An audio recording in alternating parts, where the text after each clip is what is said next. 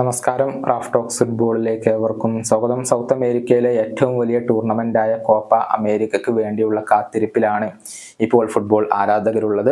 നമുക്കറിയാം, വരുന്ന June 21 Copa America ആരംഭിക്കുക. ജൂലൈ 15 വരെയാണ് കോപ്പ അമേരിക്കയുള്ളത്. USA വെച്ചുകൊണ്ടാണ് ഇത്തവണത്തെ ടൂർണമെന്റ് നടക്കുന്നത്.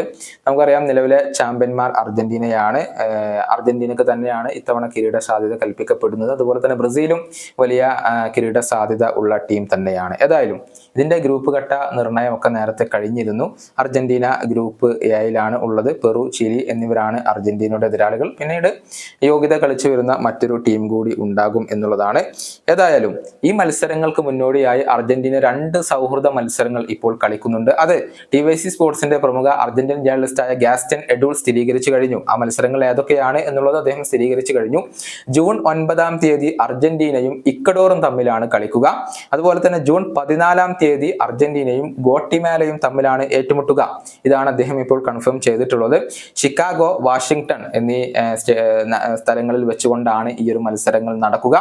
അർജന്റീന ടീം കോപ്പ അമേരിക്ക തുടങ്ങുന്നതിന്റെ 10-12 ദിവസങ്ങൾക്ക് മുൻപേ തന്നെ USA എത്തിച്ചേർന്ന് ഈ ഒരു തയ്യാറെടുപ്പുകൾ നടത്തും എന്നുള്ള കാര്യം കൂടി ഇപ്പോൾ ഗാസ്റ്റൻ എഡൂൾ സ്ഥിരീകരിച്ചിട്ടുണ്ട്. അതായത് നിലവിലെ ആ ഒരു കിരീടം നിലനിർത്തുക എന്നുള്ളത് തന്നെയാണ് അർജന്റീനയുടെ ലക്ഷ്യം.